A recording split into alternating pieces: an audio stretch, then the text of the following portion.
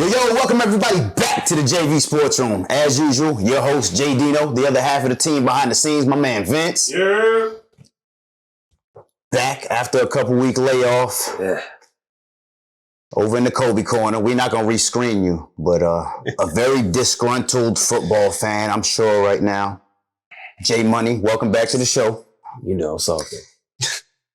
And holding down the starting center spot. Like to welcome back to the show, my man Big J. Yeah, you already know, baby. We here. It's a safe space. This is a safe space. We good. We good. We all fans in a safe space. Yo, you at least you went with my dogs last week. So I did, man. I did it, out of respect for you. You know, since you wasn't here, I had to take on your essence. Well, and you know what I'm saying? It was a good call. I mean, they were in the fight. Yo, respect to the Rams. They came out. We knew it was gonna be a dog fight. Didn't like it. But not a game, we don't run. We come out, we here. We sit there and we're not gonna hide and not show our colors, That's what the fake fans do. But tough game, I always said all season I was worried about our secondary. We stay in that cover 3. We don't have the real pieces back there to really hold us down. Our front 7 really make us look good. But 20 receptions, 255 yards to Cup and Odell, it's gonna catch up. It's gonna hurt you. It's gonna hurt you. You know what I'm saying? I hear you. Like, my boys play hard, man. But 2 years ago against KC, we had a 10-point lead in the fourth. Good. This year, 10-point lead in the fourth. Good. I don't like this number 10 no more when it comes to my Niners. You know what I'm saying? We're going to stay away from that. We need like a 9-point lead. I'll be happy with that. You know what I'm saying? But it is what it is, man. The boys fought. McVay was 0-6 against Shanahan. His win was coming. If I was here last week, I would have told you I'd take that plus 3.5. That's the safest bet. Yeah, it was. They were in the fight, man. It was definitely a knockdown, drag-out fight. Yeah, we play. But like we mentioned, weeks past, man. Them boys on the defense, Aaron Donald, Leonard Floyd, Von Miller, they got after Garoppolo late, man, and when it counted. And one thing they did too, they did it well, was they really shut down like Elijah. They didn't give anything up to him. Yep. Not at all. The run game wasn't really something that was a great use. It was ineffective. They took that away from us. And that's what you guys, that's I am. are prideful. You know what I'm saying? One thing that you've been mentioning all season long, the Achilles heel of that defense, of your team in general, is that secondary. And we witnessed it live and in person when it counted the most. Mm-hmm. When we got a whole lot of Cooper Kupp, we got a whole lot of Odell Beckham Jr. You mentioned it. 20 receptions between the two of them for 255 yards. You know which side of guard. I mean, when you're playing cover 3 and you're trying to play some bad defenses here, trying to fake the blitz and you're running back, it's so much open in the middle. Them boys is just killing us through the seams. Safety's not knowing whether to drop or come up. So it's just, it is, them boys played a good game, was effective, but, like I said, we had a 10-point lead going into the fourth. It wasn't like we were playing a bad game. Nah, it was a defensive battle, man. It was a defensive battle. It's just, two big plays, man, that dropped interception by Tartt. Game changer. That could have really, really just changed everything and painted a different picture right now in this conversation, But big time, that missed interception would have been huge. That would have been a big turning point of the game. We know it's a quarterback award, but man, we got it. Cooper Kupp, he's killing it, man. What he's able to do, covered, uncovered, like every time. I mean, Matt Stafford throws it up. It's like Cooper Kupp's always wide open. Yeah. You game plan. These defensive coordinators. They're game planning. They're bracket covering Cooper Kupp, but he always still finds a way. I mean, beautiful touchdown passes. It's corner of the end zone. Just Cooper Kupp's amazing, man. He is. I know I mentioned it weeks past, man, but he's got to be the most valuable player, man. I mean, and it's crazy because you don't really think about the playoffs because it's really a regular season award as well. But I mean, the people that he was in the conversation with, Tom Brady, Aaron Rodgers, all these guys at home, They're out of there. They watching the Super Bowl from their couches. Yeah. And Cooper Kupp is in it. So, I mean, at the end of the day, you got to show Cooper Kupp some love, man. I'm willing to go out and say he was the MVP this season. Yeah. I don't see why not. You have to. And one thing that I take away from this game, that we know the team that they have on the field, but one thing that Cooper Kupp said after the game that really puts everything in perspective is what Robert Woods means to Cooper Kupp, and him not being there, in the fight with them. Mm-hmm. He says that all, respect goes to, he calls them Bobby Trees. That what he means to Cooper Kupp and what he's learned, from Robert Woods. All in all, man, I think it's safe to say the better team won. Nah, they came out. They in between the trenches. They won the game. All I gotta say as a Niners fan, let the trade ever begin. Yeah, that's The it. trade ever. That's a fact. And now those Rams, they go on to play the Bengals, who shocked the Kansas City Chiefs. Rams and Bengals in the Super Bowl. Who saw that coming? Yeah. I mean, they started off slow, the Bengals, right? That's exciting. It was literally the tale of two halves. For sure. Because they started off slow, 21-3, I believe, at halftime. Going into half, and then the turning point for the game, since you brought it up, was Cincinnati was down 21-3. There was like a minute left going into half. And the turning point was Joe Burrow with a minute left, driving the ball. They got to about the 40-yard line, Kansas City's 40-yard line.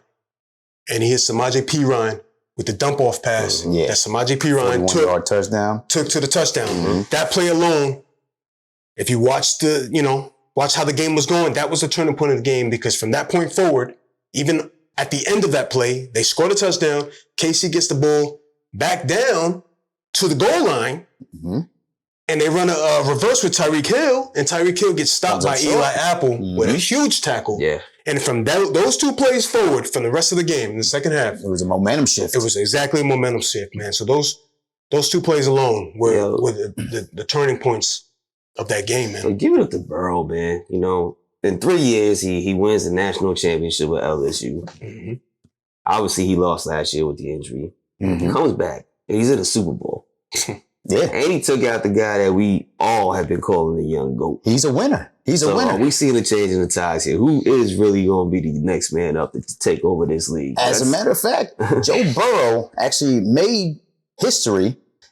He was the first quarterback taken number 1 to make it to the Super Bowl within his first 2 seasons. That's nice. Huge. Y'all see that picture of Jamar Chase and Burrow's pops smoking a cigar? Yep. That's pretty dope. Both Life goals right there, right? Yeah.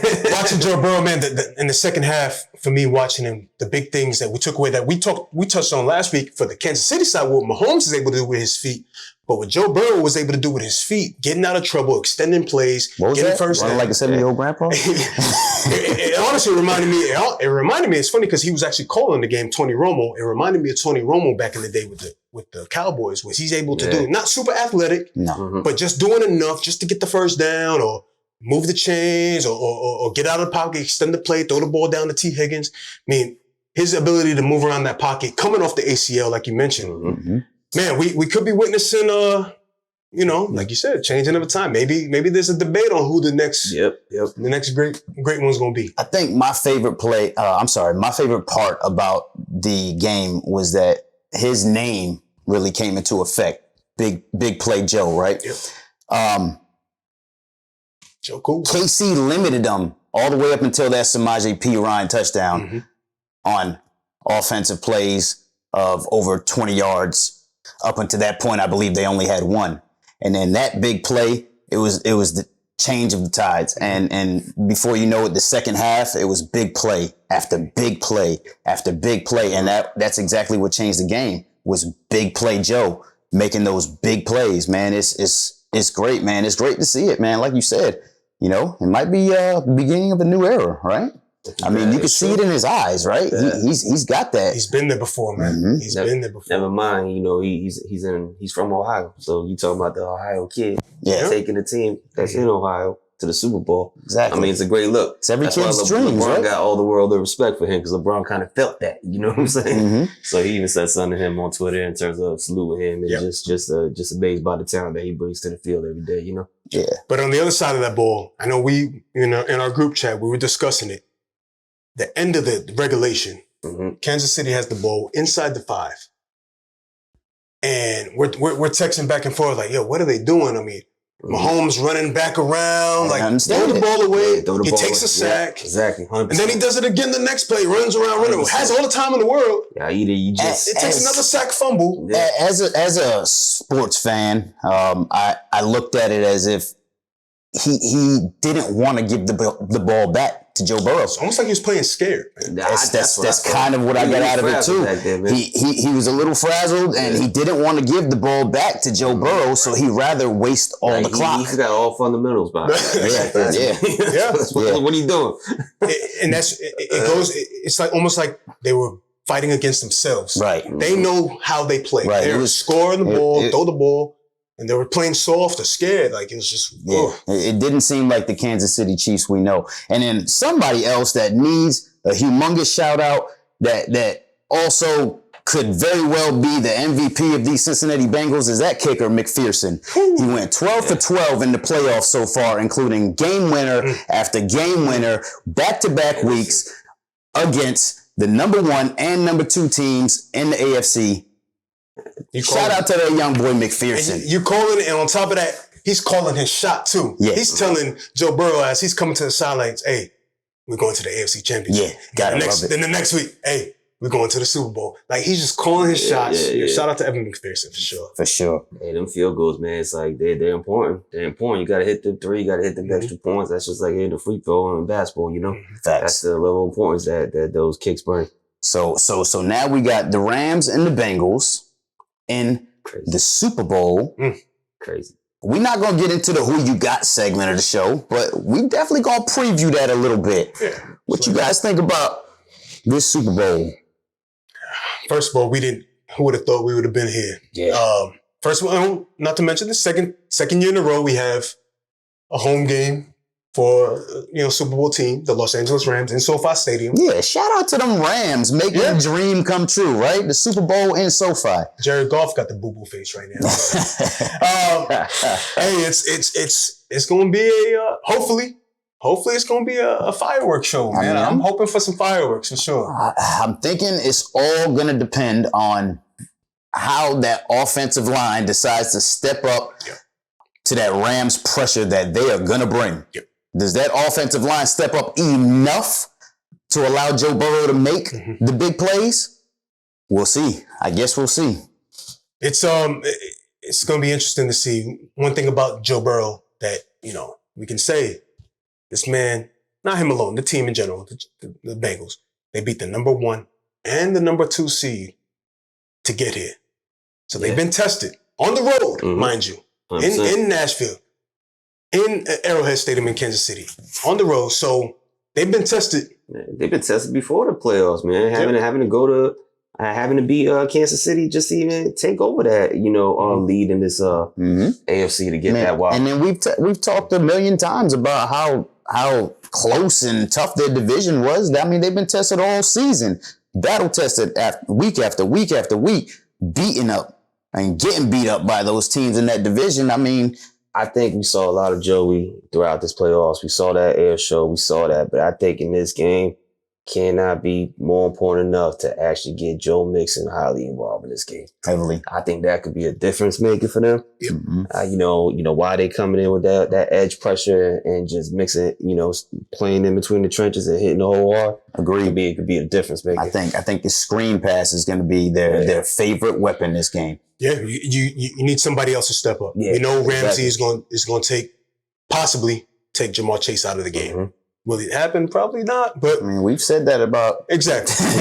And man, Jamar Chase seems to keep doing it over and over and over. So it's going to be a T. Higgins. It's going to have to be a Tyler Boyd or Joe Mixon, like you mentioned. Somebody else is going to have to step up and get this offense rolling. But on the other side of the ball, Sean McVay, Les Snead, they prepared for this. This is what they've been wanting.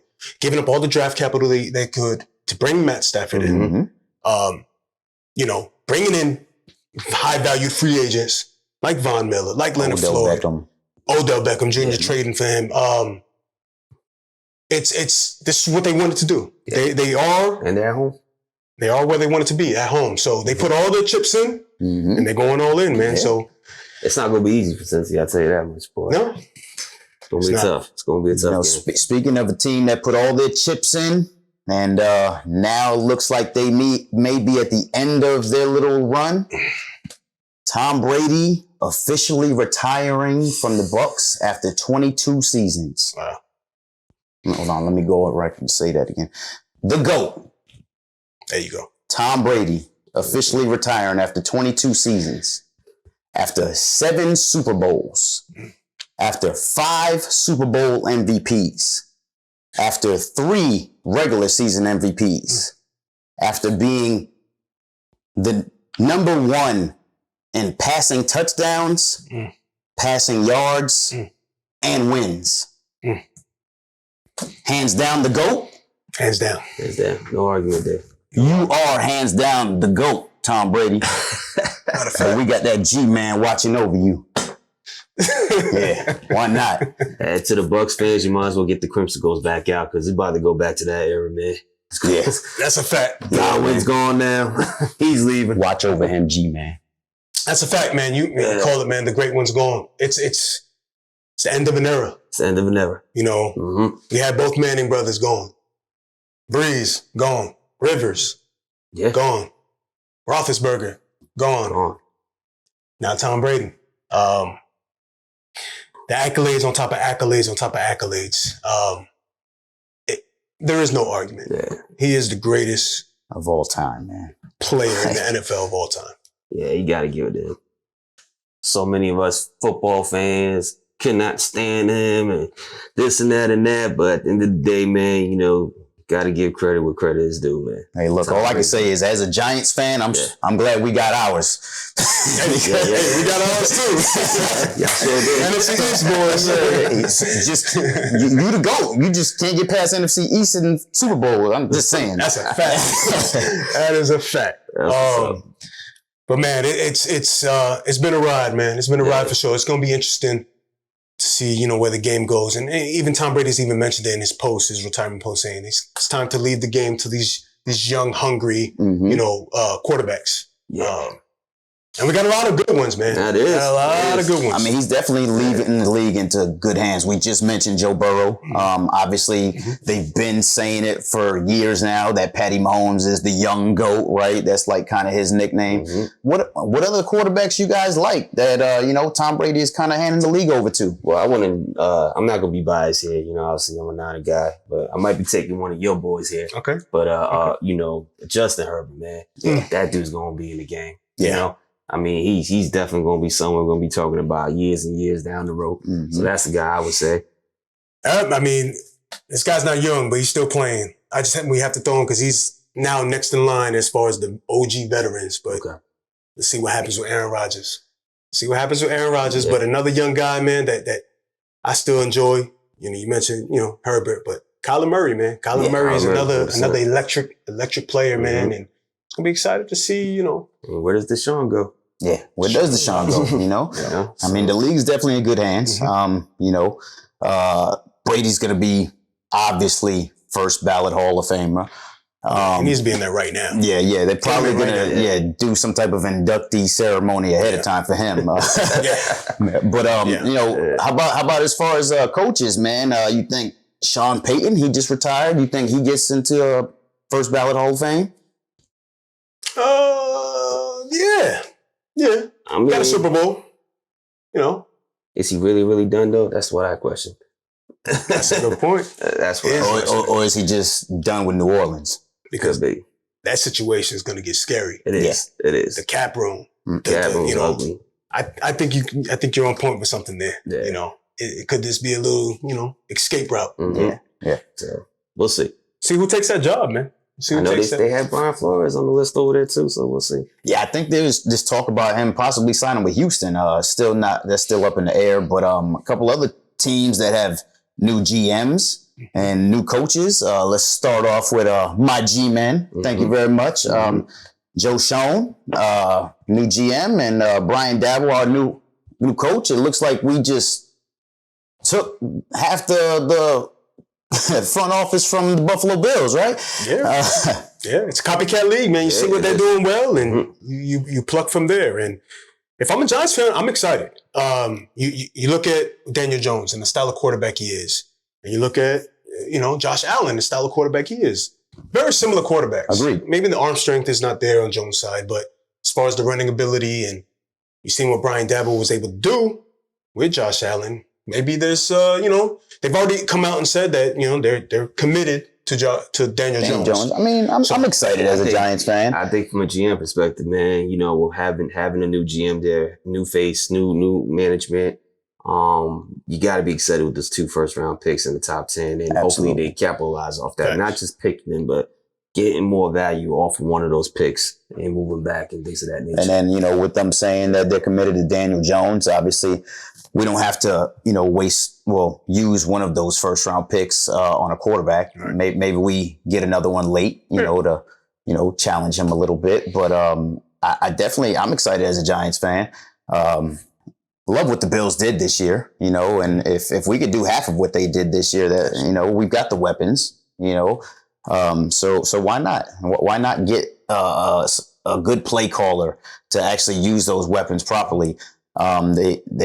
They slacked a little bit in the run game last year. I'm hoping that doesn't affect the play call too much because we still need to make sure Barkley is heavily involved. Yeah.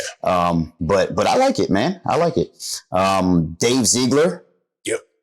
Is the new Raiders GM, and Josh McDaniels, new coach. Yeah, I mean, similar to the Giants situation, the trend seems to be get a GM and a head coach that, have some type of chemistry. Mm-hmm. With Brian Dabble, and the GM there, they spent time in Buffalo, and now we've seen Josh McDaniels and Dave Ziegler spend time together in New England. So. Mm-hmm. It's a new day for Las Vegas, man. It's exciting. Josh McDaniels had a head coach stint before with Denver. Mm-hmm. So, he's got a little bit of experience. He does. Like you've said in past episodes, you don't always get everything you want when you bark up that Belichick coaching tree, but it seems like Josh McDaniels, I think he should fit there. Las Vegas was on the rise. Obviously, like we talked about, they took hit after hit after hit this year and still managed to make the playoffs. Mm-hmm. So I like the McDaniels fit for Carr too. Mm-hmm. I think that's a good fit for him. Absolutely. So, Vegas, man, them boys are right there too. So I think, with a good off season, they already did a lot of cleaning out the closet this year. So with a good off season, acquiring the right pieces, it's a team that's going to be in the conversation next year as far as, them being back in that playoff hunt. Yep. Agreed. Sure. Another name I want to mention is Nathaniel Hackett, former Green Bay Packers offensive coordinator, becomes the head coach of the Denver Broncos, who we know are in the need of a quarterback. Yeah. Mm-hmm. I said it before. And we know they have weapons. Yeah. And there's a certain quarterback that, could be maybe out of Green Bay. I can see it. Why you think? Aaron Rodgers to the Broncos? That's what I was calling. They have the most cap room. They can afford it. They can make it happen. The biggest thing that I realized too, as why it happened, they could have been extended Adams and he didn't take no extension. Mm-hmm. Obviously they're talking about putting a franchise tag on him, but he was going to happen with Rodgers. Exactly. So, that's just a great fit, man, to me. Playing up there in Mile High, you got Rodgers, you got Sutton, you got Judy, you got Font, you got one of my favorite young running backs coming up in the league right now, Javonte Williams. And not to mention weapons. And not to mention you have a defense on the other side as well. Absolutely. It's everything a quarterback would need if they're trying to get back to the Super Bowl. I'm just saying. You got the chemistry with Nathaniel Hackett, both from Green Bay. Hey, just throwing it out there. Seeing crazier things, right? Absolutely, man. Absolutely. All right, so as usual, we're going to cross over into the NBA. Over in the starting center spot, still holding it down, my man Big J. Certified Kobe specialist over in the Kobe corner. I'd like to welcome back to the show my man Nelly. What's up, man? What's up? Thank you. Glad to have you on, man. Yes, man. Appreciate you coming back, man. Absolutely. Certified Kobe fan with no need for any further screening. We already know he's probably the biggest Kobe fan I've ever met in my life. Those Lakers, though, right about now. How you feel about those guys? We sliding a little bit, barely holding on to a play-in spot. To say the least. You got the King missing games. Probably going to be out a little longer. Mm-hmm. I don't know. It's not looking good for us. Can we turn it on come playoff time with the oldest roster in NBA history? Got AD back recently though. I mean, how long? Can he hold it down with Russ? Until LeBron gets back.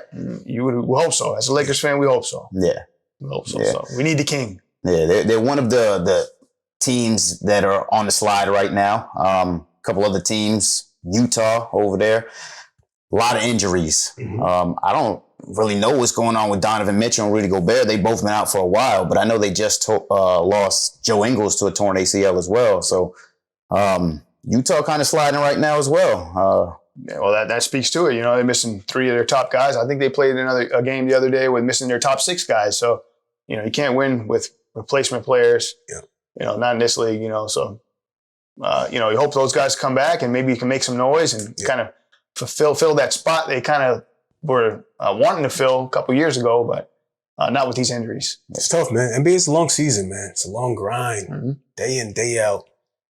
It's tough, but no, I still think, Donovan Mitchell healthy and, Rudy Gobert. Utah still, got 2 All-Stars. Yeah, got 2 All-Stars. And you mentioned the Joe Ingles injury. That could hurt. He brings, some good defense and stretch the floor. Playmaking. Guys like Jordan Clarkson to step up even more now, right? Sure. Over in the East, though, started off the season hot. They were actually at the top, man. These Washington Wizards have whittled away, right? Then whittled away. Yeah. Spencer Dinwiddie, They he's been one of the biggest problems. He started off the season hot, and what happened to him? Washington Wizards starting to slide. Any other teams that you guys see over in the East that starting to slide right about now? I think with Washington, Jay always says, cream rises to the top. I think it's kind of the opposite of what happened with Washington. I think they fell down to earth. Yeah. Right. So that kind of matches what's going on with them. So nobody views them as a contender coming into the season. So you mentioned teams that are falling down right now. Is Brooklyn. Brooklyn Nets drop 4 straight. A lot of injuries. Kyrie still dealing with his thing. James Harden's kind of holding that ship right now, but he doesn't seem happy over there, right? The situation they have going on day in and day out with Kyrie it seems like it's a soap opera at this point in time. Will he play? Will he not? KD, he took a heavy load while Harden was out, and I think it was too heavy of a load, and he found himself injured again. Brooklyn's starting to slide. In addition to the physical load, the mental load. Yeah. So I'm super tired of hearing about this Kyrie drama. And I don't even play for them. So you're thinking about being a player on that team. How long do they continue dealing with this before a mutiny? Right. It's tough. That Brooklyn situation is tough. And then there's plenty of teams on the rise, especially in the East, like Cleveland, who actually just passed Milwaukee for 4th in the East now. And it seems like they could be right on the tail of somebody like a Brooklyn. So they got to start playing better, man, because there's a lot of teams playing good right about now. Cleveland, Memphis is playing great ball over in the West. Young Phoenix, teams, obviously, on top of the West. Yeah, Cleveland, we were talking about it, the 3rd ranked defense in the league. Memphis, obviously, defense first, it's starting to get things together. It's kind of cool, refreshing to see the young teams come and make some noise. Very, very. And another thing about Cleveland, they're doing it differently. A lot of teams want to play small. And what are we seeing out of Cleveland? They're playing big. They're playing Evan Mobley and Jared Allen and Larry Marketing. It's exciting, and we're seeing a potential All-Star with Darius Garland in the works. Yeah. So still in the show. So does Cleveland start a trend? Will it be interesting to see within the coming years? If teams start going bigger and getting away from that small ball. At the end of the day, that's what this league is. Right? It's a trending league. You know what I'm saying? Yeah. You're gonna go with what's going on at the time. Golden State made it small ball very popular, and before you know it, everybody was playing small ball. So I could see teams definitely transition back into that defensive bigger mentality that Cleveland has. 90s basketball. That But at the same time, 6'11", 7 foot super athletes don't really grow on trees that often. You know what I mean? So it's hard to find these Evan Mobleys and that can guard the perimeter. So I mean, if you got one, great. Yeah, if you got one, great. But it's exciting. We'll see how it goes towards the end of the year. When a team like Brooklyn is matched up with a Cleveland. Some of these guys in the playoffs. Yeah, right? so they get one of those big guys on the island outside. Right. So we'll see, man. It's fun. It's a fun time. But you mentioned Memphis. I know week after week after week we're talking about Ja Morant and the Memphis Grizzlies. But a name I want to mention and throw out there, Desmond Bane. I mean, the player that Desmond Bane is giving Memphis. Where'd he come from? Like, why do we know more about him? TCU. I mean, it's. So it's funny. Like I was just thinking about it last night because he went off. He went to school for multiple years, right? He's an older player. Yep. These guys, and then Chris Duarte from Indiana, older player. He said that teams that passed up on him, they asked him, why did teams pass up on you in the draft? And he said they don't want to win. And because he's a winner, I think a 3-year player can come in and impact the game immediately, but everybody's obsessed with potential and stuff. But, these guys, Desmond Bane, Chris Duarte coming in, does that set a trend? Like, do teams start drafting upperclassmen now? Yeah. It'd be interesting to see that stuff. So it's pretty cool, the trends, and we'll see who copycats who. Yeah, that's true. Memphis definitely playing great ball, though, right? Absolutely. Ja had a 30-point triple-double the other night. I think he had like 5 straight games of 30-point games. So it's easy to see what's going on over there in Memphis, man. MVP candidate. That's looking pretty good there. For sure, man. They're actually doing their best job to try to catch Phoenix in this West, but they're pulling away. They've won 9 straight now, huh? That's not happening, right? Best record in the NBA. Yeah, it's just steamrolling. They make it look easy, just kind of like, just walking in the park, winning games. It is a walk in the park when you got CP3 controlling your show, man. 5th player over 35 to record at least 3 triple-doubles. Only 2 people with more, LeBron James and Jason Kidd. That's great company, man. Yeah, 2 Hall of Famers. Absolutely. It's actually been a big triple-double run recently. Jokic had a triple-double the other night, and that was his 6th triple-double in a calendar month. Only other person to do that, Wilt Chamberlain. Wow. So it's been a run of triple doubles lately. Denver needs it. I mean, he's pretty much holding that team together by himself. So Jokic your bust there. Yeah, exactly. Holding out for Jamal Murray to come back, and Michael Porter Jr. situation. Hopefully he can, come back too, and they can. Yeah, apparently he's up and moving. He's practicing and trying to do what he can, but they could use it. I know the back is tricky. Yeah. Hopefully you get Utah and Denver to get healthy. Maybe we can see another bubble playoff battle. That'd be nice. Replay. That'd be awesome. That'd be nice. That was a good matchup. For sure. But Jokic, I just mentioned one of the guys that was actually voted to the All-Star team as a starter, along with LeBron James, Ja Morant, Steph Curry, and Andrew Wiggins. You heard it. You heard it right. Andrew Wiggins, All-Star starter. Wow. I mean, that's crazy. What anybody you feel might have got snubbed over him as a starter? Well, I mean, I know the game's in Cleveland, but I mean, I think he spent one day in Cleveland. I mean, my goodness, Andrew Wiggins. I mean, I didn't see that one coming. Like you said, where's Luka? Yeah. Devin Booker, Yeah.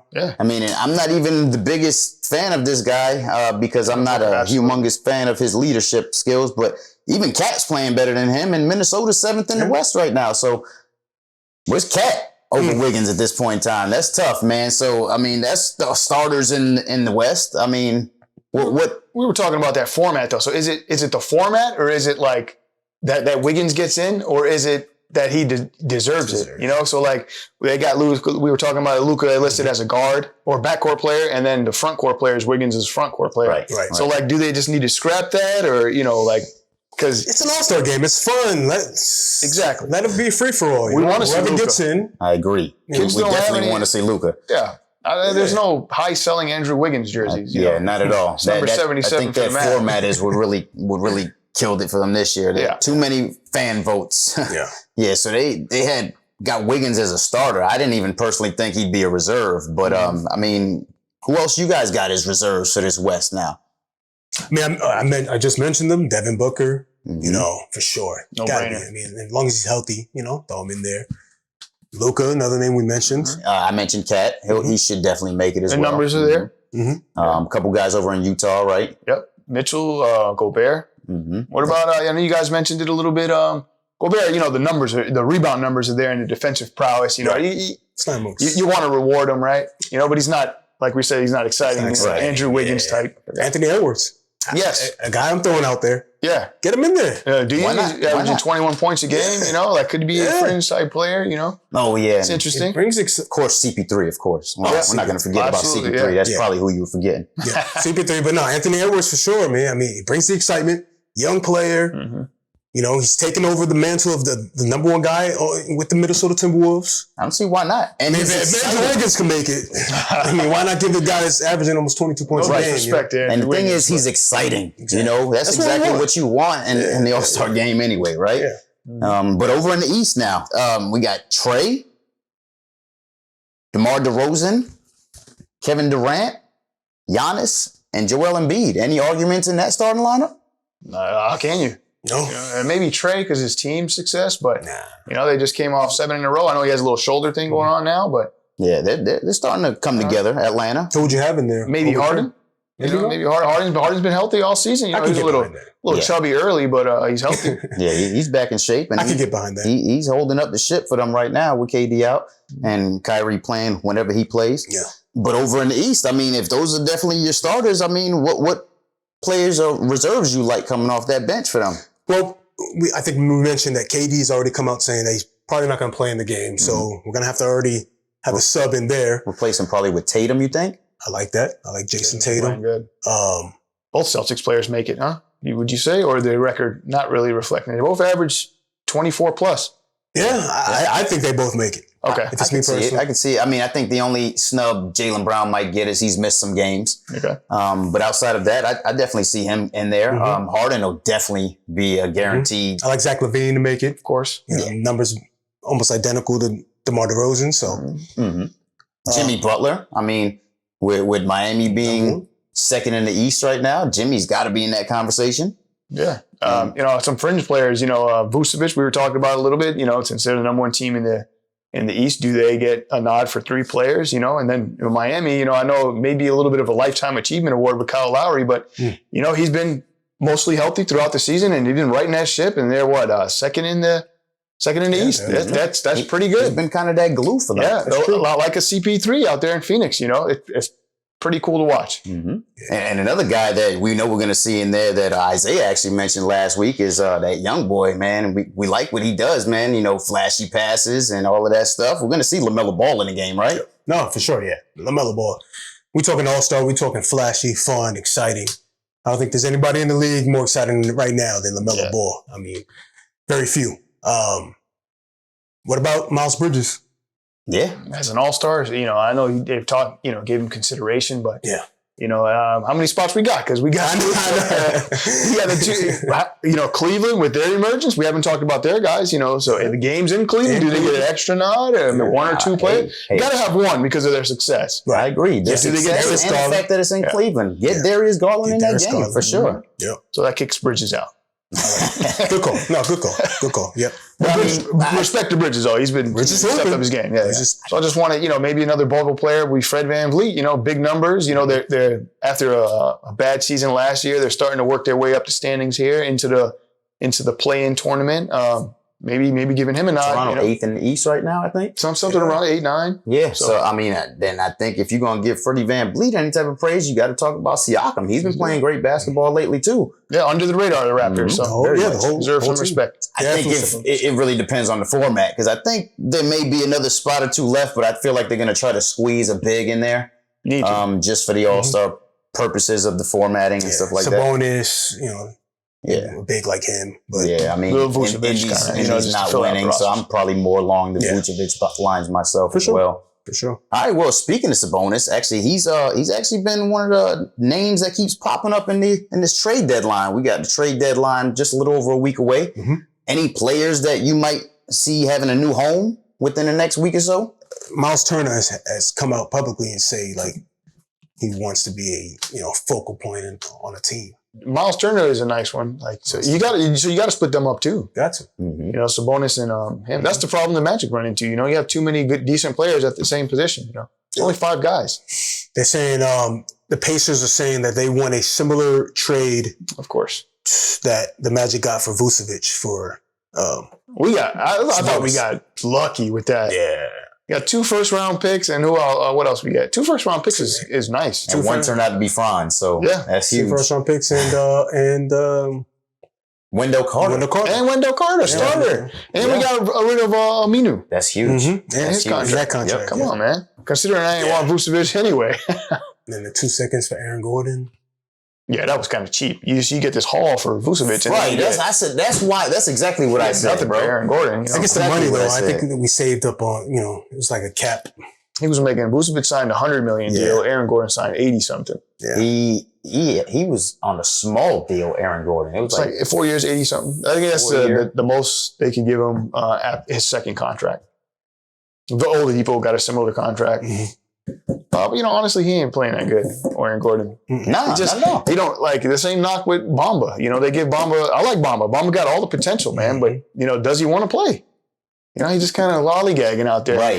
Gordon, he got all this potential, man. You got a great skill set. You know, you just can't put it together. Yeah, but Nelly, as a Magic fan, you see these Magic maybe moving Terrence Ross or anybody before this deadline. You know, you just out of respect for the player. You know, maybe you know I think he's 30. You know, maybe give him a chance to go win somewhere. That'd be nice. You know, Magic do need the leadership. You know, maybe somebody who doesn't have prime years left. You know, maybe like a Vince Carter type role. I always think of Del Curry. You know, when he was with the Raptors. You know, he's an old leader like that to kind of groom the young players.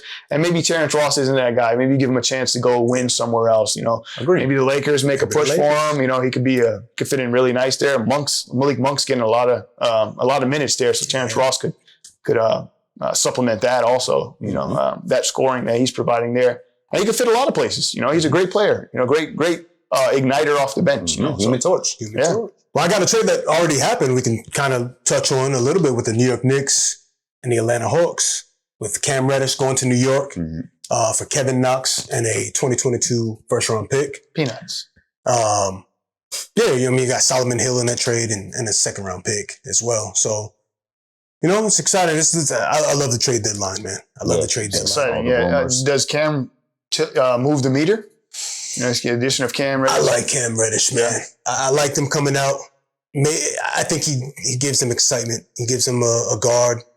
You know, a lengthy defender. You know, he has a length. He can shoot it. Right. I think the biggest impact. You know, it was interesting. You know, I always remember it. Like you guys talked about when the Dolphins got the guy who was always hurt, Will Fuller, to entice Deshaun Watson over. And is that what the Knicks are doing? Trying to get the Blue Devils back in New York? You know, maybe there. You know, So that's I think the biggest move with Cam. You know, the biggest impact of that Cam Reddish move was for that. Because you know how much better. I'm not a Reddish guy. You know, so I don't want to slander. But how much he's very similar to Kevin Knox. Very similar in size. Very similar in play style. Maybe shoots it a little better. Yeah. You know, maybe a little more further. What do you call it? Dependable at this stage, but I think the big thing about that is we've probably seen more of Kevin Knox and seen what he's not good at. Rather, we really haven't seen Cam Reddish. We've seen splashes, you know. They've both been buried on the bench, kind of. Yeah. So, I mean, I like Cam Reddish, but I don't think he moves the needle, like you said. I don't think he. I mean, the Knicks are struggling right now. I don't even think the Knicks know what they're doing with their team right now. It's funky. Yeah, because I mean, their best player, supposedly, Julius Randle, has been on a heck of a landslide lately. He seems to be getting a lot of his minutes taken by like guys like Obi Toppin. They're starting to get these young guys involved. And then, you know, the whole Kemba and Evan Fournier signings in the offseason, it doesn't seem like it's really panning out for them. They were supposed to be the guys that took them to that next level. And it seems like they're going backwards right now. Those New York Knicks. They're probably living off last year's performance and, you know, their ability to make the playoffs and win some games in the playoffs. And now they're trying to do whatever they can to maybe stoke that fire again. I don't know. But I think they really need some outside shooting is what they kind of need. You know, they don't really shoot it.